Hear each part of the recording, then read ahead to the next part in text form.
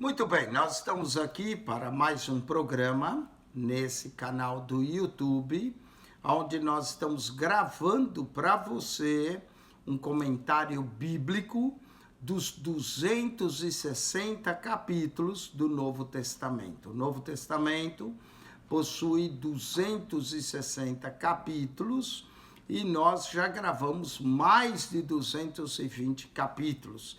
Estamos aqui agora gravando o capítulo 4 da Epístola de Tiago. Capítulo 4 da Epístola de Tiago, para você, essa epístola prática, essa epístola que Tiago nos ensina a buscar a sabedoria que vem do alto, a se alegrar com as provações, a sermos ouvintes da palavra de Deus.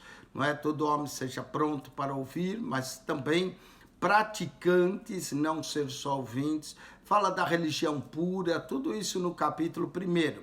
Capítulo 2, Tiago desafia a termos uma fé viva, eficaz em Deus, não é uma fé que se mostra por obras de caridade, uma fé verdadeira. Tiago também fala no capítulo 3 sobre o tropeço da palavra. No livro de Provérbios diz que o poder da vida e da morte está na língua, e Tiago menciona isso no capítulo 3. Tiago também diz que a verdadeira sabedoria é aquela que vem do alto, a sabedoria de Deus, não a terrena, animal e diabólica. Tiago faz uma comparação entre a sabedoria terrena e a sabedoria que vem do alto, nos dando as qualidades da sabedoria do alto. Mas agora Tiago vai falar fortemente contra as paixões. Paixões é essa que habita em nós, a cobiça, o problema de cobiçar, o problema da inveja. Tiago vai tratar isso. Ele já tinha dito que aonde há inveja e espírito faccioso, aí há perturbação e toda obra perversa, no capítulo 3, verso 16. Agora, Tiago vai falar e atacar mais fortemente essa paixão carnal, essa paixão dos membros do nosso corpo, nos desafiando a nos submeter a Deus, a resistir ao diabo, a nos humilhar, a confessar nossos pecados. Vamos lá, capítulo 4 da Epístola de Tiago. Ele começa com algumas perguntas aqui. De onde vêm as guerras e pelejas entre vós? As guerras em nossos membros internos, da nossa mente, não é? De onde vêm as guerras e pelejas entre vós? Porventura não vem disto, a saber dos vossos deleites, que nos vossos membros guerreiam? Tiago mostra que existem deleites e paixões e desejos dentro de nós que causam uma verdadeira guerra, um verdadeiro combate, uma verdadeira peleja, uma luta para dominar essa natureza carnal. Porventura não vem disso, de vossos deleites, de prazeres, de vossos membros que guerreiam? Cobiçais e nada tende. O problema é a cobiça.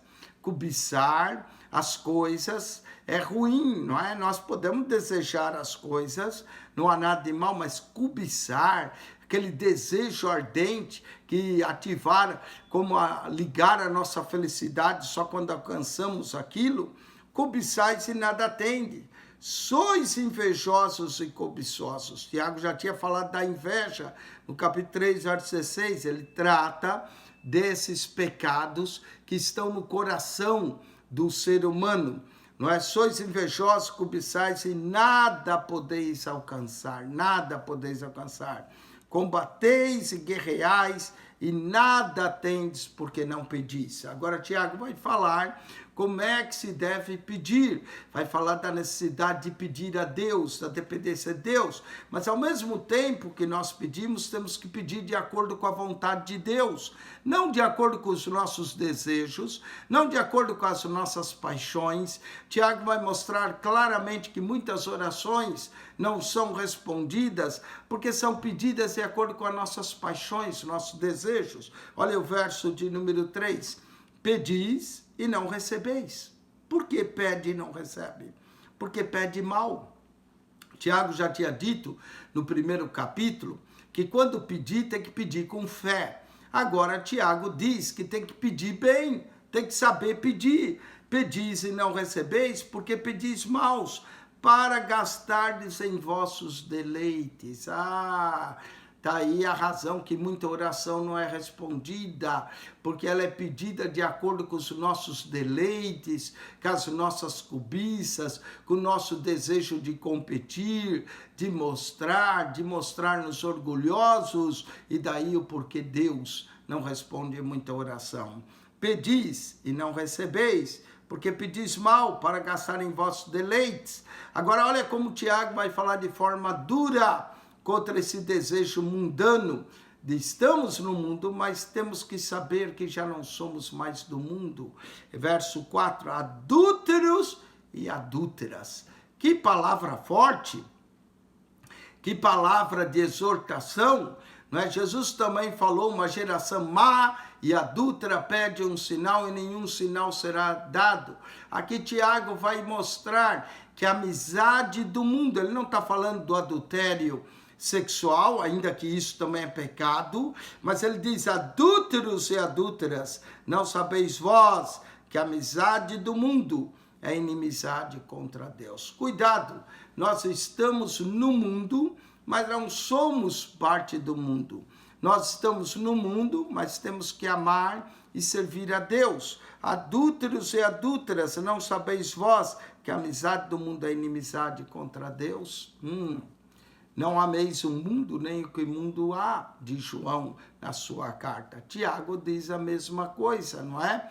Jesus, na sua oração sacerdotal, orou em João 17, não os peço que o tire do mundo, mas que os guarde do mal. Jesus também disse, eu venci o mundo. Temos que vencer o mundo, e o que vence o mundo é a nossa fé, uma fé viva e eficaz. Adúlteros e adúlteras, não sabeis vós que a amizade do mundo é inimizade contra Deus. Está cheio de pessoas, às vezes na igreja, que está na igreja, mas ainda ama o mundo, ama as coisas do mundo, os prazeres mundanos. E isso é inimizade contra Deus. Portanto, qualquer que se fizer amigo do mundo, constitui-se inimigo de Deus. Meus amados, não dá para abraçar Deus com um braço e o mundo com o outro. Você tem que decidir, ou você ama o mundo ou você ama a Deus. Ou você serve o mundo ou você serve a Deus. Não é? Tiago disse claramente, ou cuidais vós que em vão, diz a Escritura. Agora ele vai cotar a Escritura, não é? Que Escritura é essa que Tiago está mencionando? Números, capítulo 11, verso 9. Gênesis, capítulo 6, verso 5. Deus viu que a imaginação do homem era má constantemente. Gênesis 6, 5. Números 11, 29. O Espírito que em nós habita tem ciúmes, não é? Que Tiago faz uma adaptação quando o Espírito saiu de Moisés, pousou sobre 70 anciões. E aí Josué reclamou que 2 profetizaram e falou, tem ciúmes em mim? O Espírito que em nós habita tem ciúmes. Se o Espírito Santo habita em nós, ele não quer que a gente se contamine com o mundo, nem com as concupiscências do mundo. O Espírito que em nós habita tem ciúmes. Aqui ciúmes não é no sentido negativo, aquele ciúmes violento, que ciúmes tem a ver com zelo. O Espírito tem zelo por nós. Se nós somos propriedade de Deus, agora o Espírito de Deus quer que nós sirvamos a Deus e não o mundo. Antes da maior graça, é preciso de graça para vencer as tentações do mundo. Portanto, diz, Deus resiste aos soberbos, dá, porém, graça aos humildes. Está aqui o segredo de recebermos a graça de Deus. Humildade, humildade. Jesus diz, bem-aventurados os pobres de espírito, porque deles é o reino dos céus. A humildade. Nós temos que procurar humildade e orar para que Deus nos ajude a permanecer humildes. Da soberba procede a ruína. A soberba procede a ruína. Isso já dizia no livro de Provérbios. Tiago é considerado Provérbios do Novo Testamento.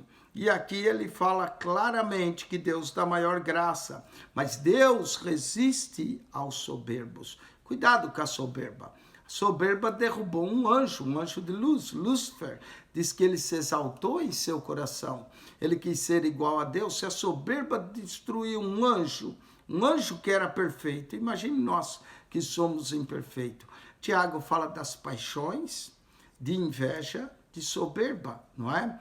Pecados, às vezes, que são tão ocultos, que passam desapercebido, né? A cobiça, as paixões, as invejas, a soberba.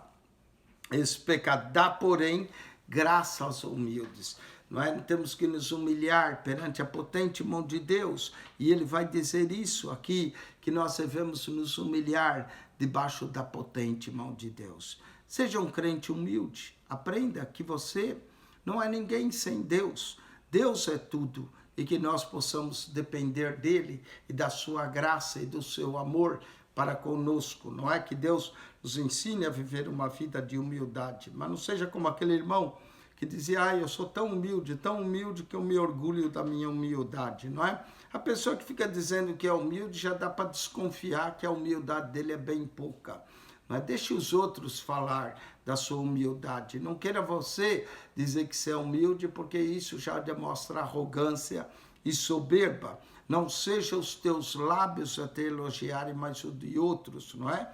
Antes da maior graça, portanto, diz, Deus resiste aos soberbos, mas dá graça aos humildes. Isso também fala em Jó 22, 29, Salmo 138, verso 6, Provérbios 3, 34. Dê uma olhada nessas referências. Disso diz, Deus resiste aos soberbos, dá, porém, graça aos humildes. Sujeitai-vos, pois, a Deus. A nossa sujeição deve ser a Deus. Resisti ao diabo. Agora, Tiago vai empregar alguns versos imperativos, né? Daqui até o verso de número 11. Vamos lá.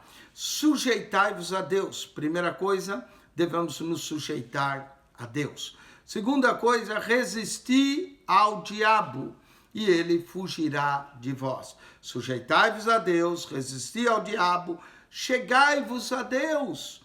Nós temos obrigação de se achegar a Deus, não é? Nos aproximarmos de Deus. Se nós nos aproximamos de Deus, chegai-vos a Deus e ele se chegará a vós. Note que coisa maravilhosa. Eu sinto que Deus está tão longe. Não, Deus não está longe. Ele está perto de toda pessoa. Nós é que não nos achegamos a Ele. Nós é que não nos aproximamos dEle. E como é que nós nos achegamos a Ele? Nos achegamos através da oração. Nos achegamos através da sua palavra. Nos achegamos indo à casa de Deus. Não é? Muita gente agora com esse coronavírus aí tem parado de ir à casa de Deus. Eu sinto que Deus está distante. Claro, você parou de buscar Deus, você parou de ir à casa de Deus, parou muitas vezes até de orar, de ler a palavra, não é? Chegai-vos a Deus e ele se chegará a vós. Sujeitai-vos a Deus, resisti ao diabo. Olha os imperativos. Chegai-vos a Deus, limpai as mãos, pecadores. Limpai. Como é que nós limpamos as mãos, né? Hoje diz que todo mundo tem que lavar as mãos. A Bíblia já dizia isso há 2000 anos atrás. Mas aqui não está falando de lavar a mão, né? Está falando de você se lavar do pecado. Limpai as mãos, pecadores. As mãos, porque muita gente peca com a mão mesmo, né? A mão pode ser usada para abençoar, mas pode ser usada para pecar. Quem furta, furta com a mão. Não é quem mata o outro, mata às vezes com a mão. Quem adultera vai também usar suas mãos para o pecado. Limpai as mãos, pecadores, limpai, limpai. Peça a Deus perdão, purificação dos seus pecados, confessa a tua culpa, peça a Deus que limpe o teu coração, limpai as mãos, pecadores. Olha os 4 imperativos que nós encontramos aqui. Sujeitai-vos a Deus, sujeição a Deus. Resistir ao diabo. Tem gente que faz o contrário, tem gente que se sujeita ao diabo e resiste a Deus. Mas sujeitai-vos a Deus, resistir ao diabo, chegai-vos a Deus, se aproxime de Deus, através da oração, através do teu clamor. limpai as mãos pecadores, ou seja, confessai as vossas culpas, e vós de duplo ânimo purificai o coração. Limpai as mãos pecadores, purificai o coração. O que purifica o nosso coração? A palavra. Não é? Jesus disse em João 15:3, vós já estáis limpo pela palavra que vos tenho dito. Salmo 119, verso 9, é uma pergunta. Como purificará o mancebo o seu caminho? Ele responde, verso 10, observando conforme a tua palavra. Verso 11, escondi a tua palavra no meu coração para não pecar contra ti. Salmo 119, lê lá, verso 9 até o verso 11. Como é que se purifica o coração? Pela palavra. João 17:17, Pai, santifica-os na verdade, a tua palavra é a verdade. Esse livro tem um poder muito grande. Ou ele te afasta do pecado, ou você se afasta dele.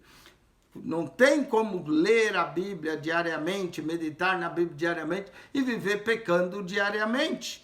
Não é? Para nós nos limpar, temos que ler a palavra, deixar a palavra penetrar, purificar, limpar o nosso coração, moldar o nosso caráter para sermos conforme a palavra. Sujeitai-vos a Deus, resisti ao diabo, chegai-vos a Deus, isso aqui dá uma mensagem, limpai as mãos pecadores, purificai o coração, verso 9, senti as vossas misérias. É o sexto imperativo. Senti as vossas misérias. Tem que ter sentimento com relação ao pecado. Senti as vossas misérias. Sétimo, lamentai. Lamentai. Não lamente da vida, lamente dos seus pecados. A Bíblia diz, o que se queixa o homem? Queixe-se cada um do seu próprio pecado. Lamentai e chorai. Tem gente que não consegue mais chorar na presença de Deus. Tem gente que mantém os olhos secos na presença de Deus. Não é? E chorai. Converta-se o vosso riso em pranto e o vosso gozo em tristeza. Humilhai-vos perante o Senhor e Ele vos exaltará. Notou os imperativos? Vamos lá. Sujeitai a Deus. Resisti ao diabo. Chegai-vos a Deus, é o terceiro. Limpai, é o quarto. Purificai, é o quinto. Senti, é o sexto. Lamentai, o sétimo. Chorai, o oitavo. Humilhai-vos, converta-se, é o nono. E humilhai-vos, é o décimo. E ele vos exaltará. 10 imperativos nós encontramos aqui.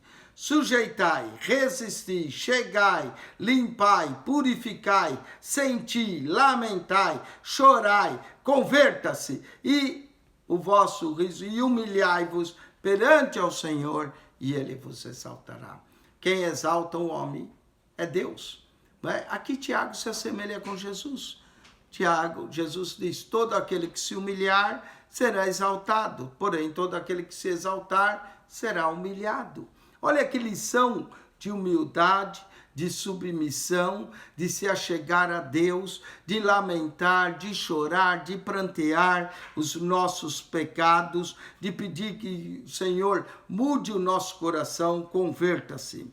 Verso 11, ele vai voltar no problema da língua, não é? Irmãos, não faleis mal um dos outros. É uma vergonha um irmão falar mal de outro irmão. Isso é um mau testemunho, um crente que fala mal do seu pastor, dos seus irmãos, dos diáconos, dos obreiros.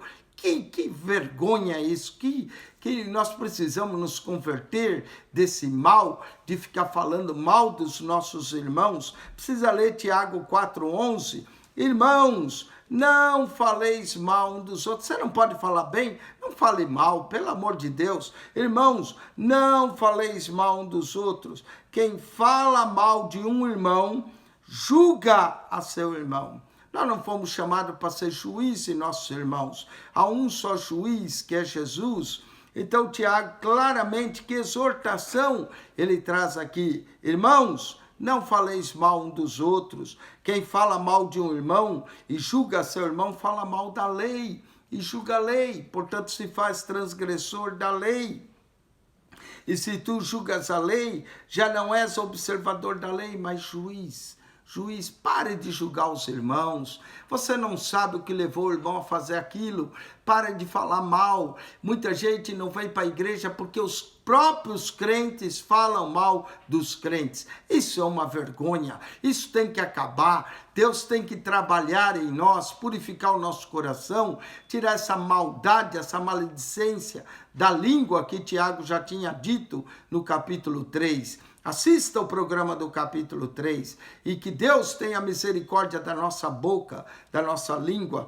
Pare de falar mal de um irmão, pare de julgar o teu irmão, pare de julgar o teu pastor. Para com isso, você não é juiz, você não foi chamado para ser juiz. Há um só juiz. Se alguém fala mal do irmão, julga a lei. E tu que julgas a lei já não é observador da lei, mas juiz. E verso 12, há um só legislador e um juiz. Não é você, não sou eu, o legislador e o juiz que pode salvar e destruir. Tu, porém, quem és que julga o trem? O nosso legislador, o nosso juiz é Jesus.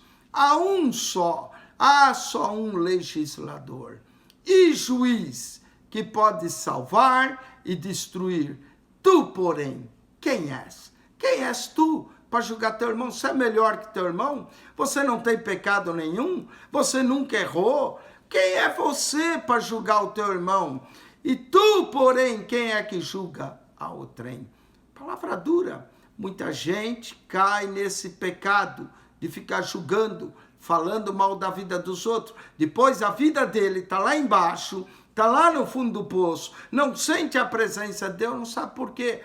Fecha a tua boca, para de julgar os outros, não é? Olha a tua própria miséria, pede a Deus perdão pelo teu pecado. Irmãos, quem perde tempo falando mal da vida dos outros, perde o seu tempo, sabe por quê? Quando nós chegar diante de Deus, você não vai dar conta da minha vida, eu não vou dar conta da sua, você não vai dar conta do vizinho, cada um dará conta de si mesmo. Então pare de julgar os outros. A Bíblia proíbe o julgar o outro. A Bíblia diz, examine-se a si mesmo. A única pessoa que você deve examinar é você mesmo. Deixa o outro. Jesus também falou isso. Por que reparas tu no arqueiro? O arqueiro é um pequeno cílio no olho do teu irmão, tendo uma trave no teu. Hipócrita, tira a trave do teu olho para que possas enxergar o arqueiro do olho do teu irmão. Para com isso, para com esse mal, essa peçonha mortal de querer falar mal das pessoas. Isso é terrível. Há um só legislador, um só juiz. Tu, porém, quem é que julga o outro? Vamos continuar?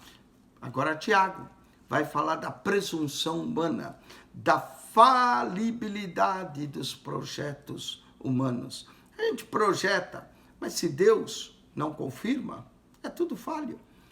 Começou o ano 2020, muitos projetos, muitas coisas, veio um vírusinho, atrapalhou tudo, mudou todos os projetos do homem, mudou todos aqueles planos, a década do sucesso, o ano da maravilha, o ano dos extraordinários, tudo, mudou tudo. Tá vendo? Deus é quem confirma nossos projetos. Olha o verso 13. Eis agora vós que dizeis, olha a presunção humana, hoje ou amanhã iremos a tal cidade, lá passaremos um ano, contrataremos e ganharemos. Olha a presunção humana, não é? Alguns que criaram projeto, nós vamos lá, hoje, amanhã, vamos ficar um ano lá, vamos contratar, vamos ganhar. Então, digo-vos, não sabeis o que acontecerá amanhã. Tiago se assemelha com Jesus.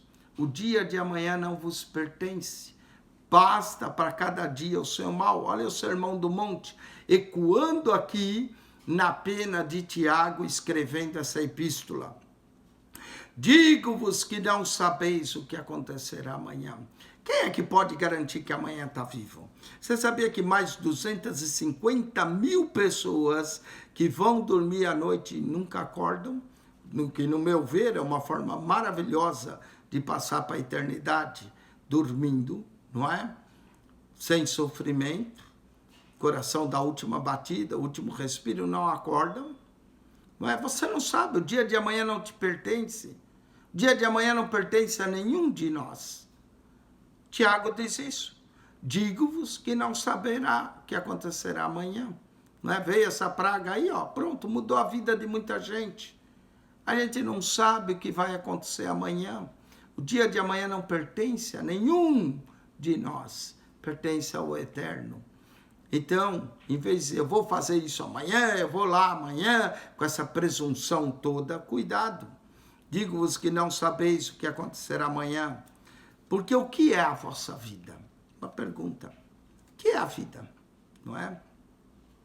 O que é a vossa vida?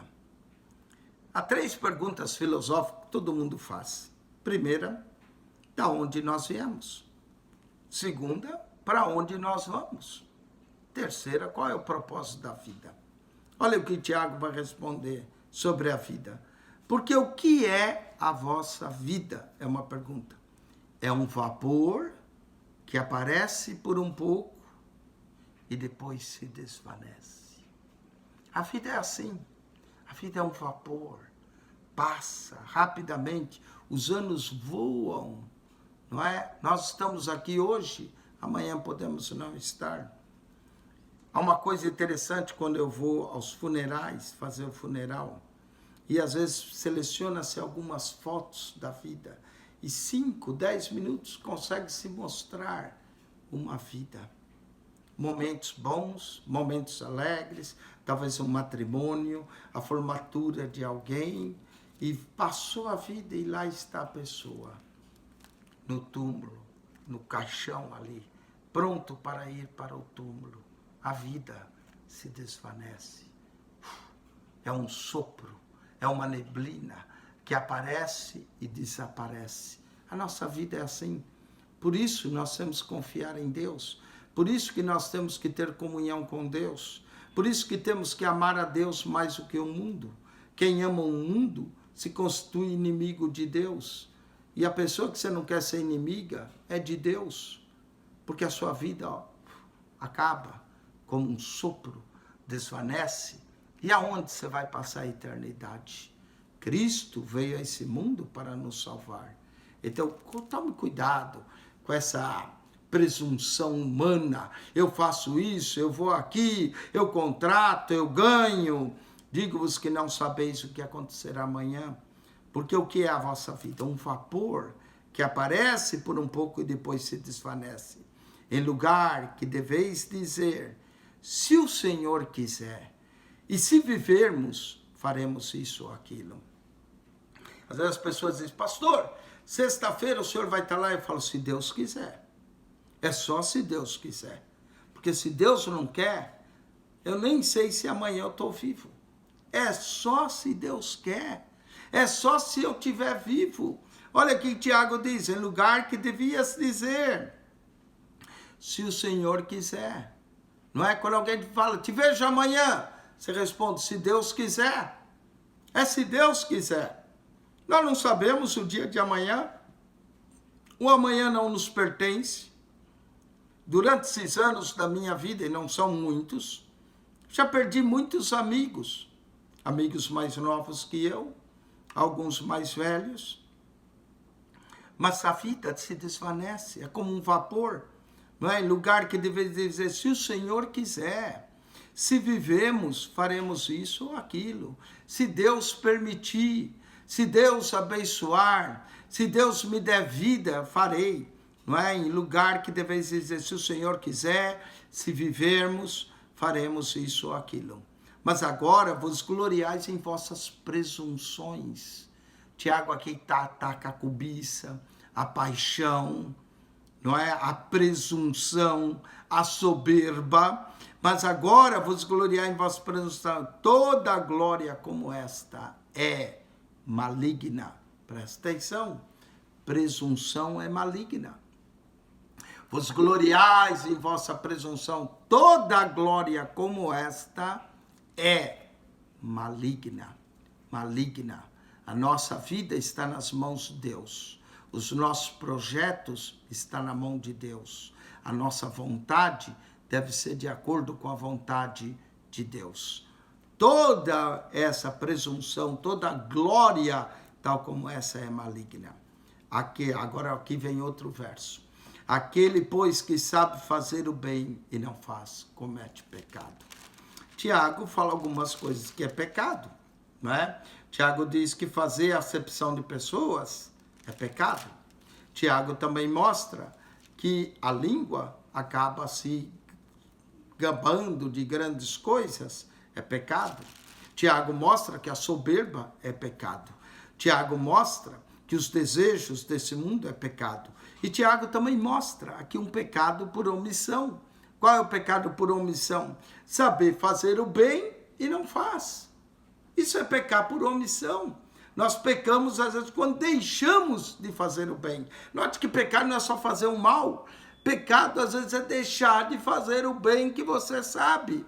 Como ele já tinha dito, não é? No capítulo 2, se o teu irmão, ou 2,15, se o irmão ou a irmã estiverem nu e tiverem falta de motivamento cotidiano, e você disser, vai em paz, aqueitai e fartai, e não der as coisas necessárias para o corpo, que proveito virá daí?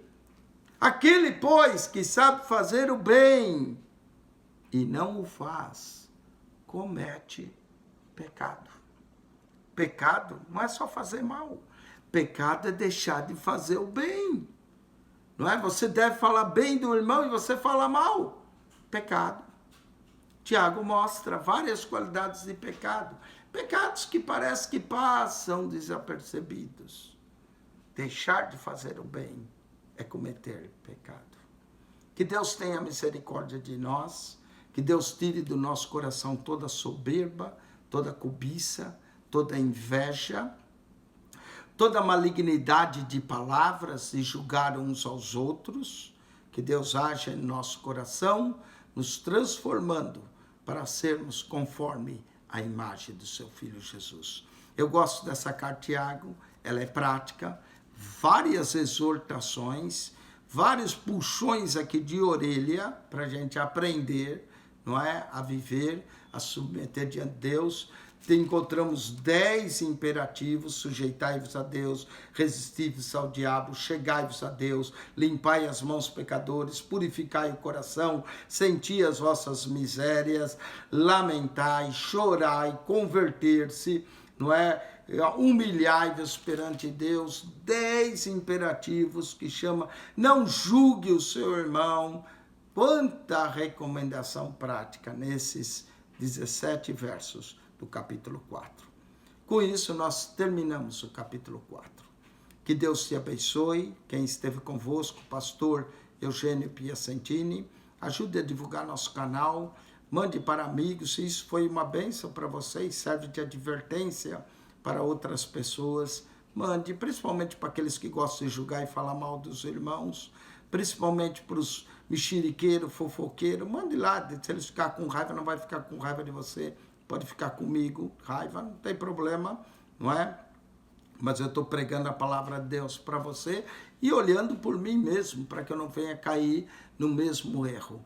Que a graça de nosso Senhor Jesus Cristo seja convosco. O amor de Deus, nosso Pai, e a comunhão do Espírito Santo. Assista o nosso programa, capítulo 3. Assista o próximo, do capítulo 5. Quem esteve convosco, pastor Eugênio Piacentini.